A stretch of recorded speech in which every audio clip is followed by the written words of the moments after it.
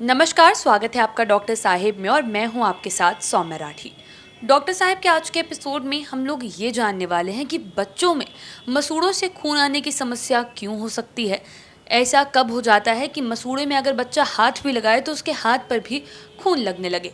और इस बारे में जानकारी देने के लिए इस वक्त मेरे साथ बैठी हैं डॉक्टर गीता शर्मा, जो कि बिहार के सबसे जाने माने दांतों के डॉक्टर्स में से एक हैं। सबसे पहले मैम नमस्कार, बहुत बहुत स्वागत है आपका। नमस्कार। मैम, बच्चों में ऐसी समस्या होना कि मसूड़ों से खून आ रहा है इस तरीके से कि जैसे ही हाथ लगाए बच्चा अपने दांत को तो हाथों पर भी खून लग जाए, ऐसी समस्या किस कारण से होती है? देखो, चाइल्ड गम ब्लीडिंग बहुत कारण से हो सकता है। पहला तो न्यूट्रिशनल डेफिशिएंसी से हो सकता है। अगर विटामिन सी और विटामिन के की बॉडी में डेफिशिएंसी है तो उसकी वजह से भी गम ब्लीडिंग होता है। तो रूल आउट करना होगा कि पेशेंट बच्चा जो है अच्छे से डाइट ले रहा है कि नहीं ले रहा है।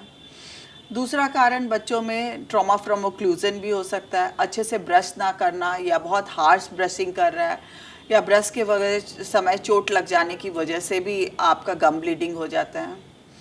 तीसरा, कई बार कई तरह के नियोप्लाज्मिक डिजीजेस भी है, कैंसर होते हैं जिसकी वजह से ब्लीडिंग होता है, जैसे ल्यूकीमिया। इन सब कंडीशंस में बच्चों के माउथ से ब्लीडिंग की समस्या होती है। चौथा कारण कई ड्रग की वजह से भी हो सकता है, एंटीकोगुलेंट्स की वजह से भी गम ब्लीडिंग की समस्या बच्चों में आती है। तो हमें रूल आउट करना पड़ता है कि बच्चों में आखिर प्रॉपर हिस्ट्री और चेकअप के बाद देखना पड़ता है कि बच्चों में एग्जैक्ट कॉज क्या है, क्यों गम ब्लीडिंग का हो रही है। तो पेरेंट्स किस तरीके से समझें, कैसे रिकॉग्नाइज करें कि बच्चे को ये समस्या है? पहले तो बच्चे जब ब्रश करें, जब बच्चा बहुत छोटा है तो नॉर्मली पेरेंट्स को हम लोग एडवाइस करते हैं कि ड्यूरिंग ब्रशिंग आपको वॉच करना चाहिए कि कैसे ब्रश कर रहा है और क्या समस्या हो रही है। अच्छा, बच्चों की समस्या को कभी इग्नोर नहीं करना चाहिए। अगर बच्चा कह रहा है कि मम्मी मुंह से ब्लड आ रहा है तो उसको सीरियसली लेना चाहिए और डेंटिस्ट से ज़रूर मिलना चाहिए और प्रॉपर चेकअप करके उसका इलाज करवाना चाहिए। क्या ऐसा मुमकिन है कि बच्चों में दांत ढीले होने की वजह से ये समस्या है? ढीले होने से तो नहीं होता है, बहुत बार कई बार क्या है कि एरप्शन के टाइम में भी हो जाता है, जिसको हम एरप्शन जिंजिवाइटिस कहते हैं। तो क्या होता है कि बच्चों में दूध के दांत पहले आते हैं, दूध के दांत जब निकलते हैं तो परमानेंट टीथ आते हैं।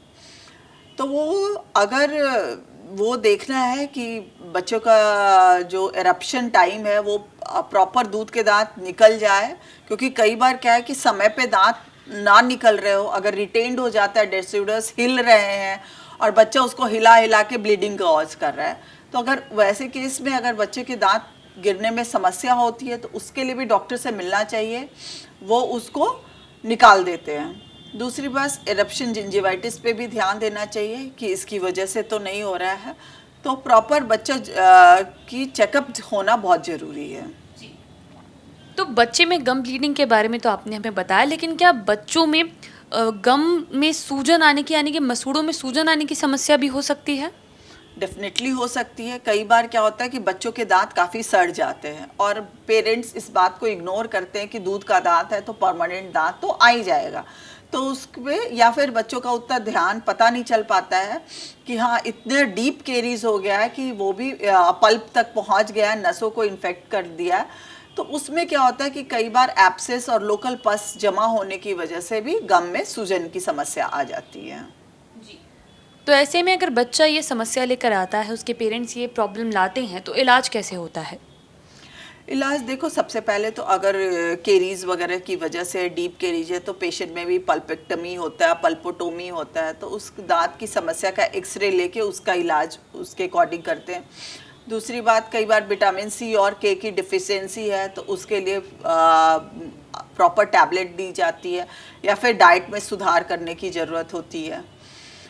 तीसरा, अगर कोई नियोप्लास्टिक कॉज है तो उसके लिए प्रॉपर ब्लड इन्वेस्टिगेशन कराना पड़ता है और फिर उसका इलाज उस डायरेक्शन में किया जाता है कि हाँ किस कारण से है और फिर उसका इलाज करवाना चाहिए। चौथा, अगर कोई टूथब्रश से ट्रॉमा हुआ है तो उसमें भी पेशेंट्स को डॉक्टर्स जो है वो प्रॉपर रेस्ट, उसकी क्लीनिंग सफाई करते हैं और उससे इलाज किया जाता है। उम्मीद करती हूँ कि डॉक्टर साहिबा ने जो सारी बातें बताई हैं आपने उन्हें ठीक तरीके से सुना और समझा होगा। इसी के साथ जल्द मुलाकात होगी अगले एपिसोड में। तब तक के लिए अगर वीडियो को फेसबुक पर देख रहे हैं तो पेज को लाइक करें, यूट्यूब पर देख रहे हैं तो चैनल को सब्सक्राइब करें। कमेंट सेक्शन या मेल बॉक्स के माध्यम से आप बता सकते हैं कि डॉक्टर साहब से आपके और क्या सवाल हैं। धन्यवाद।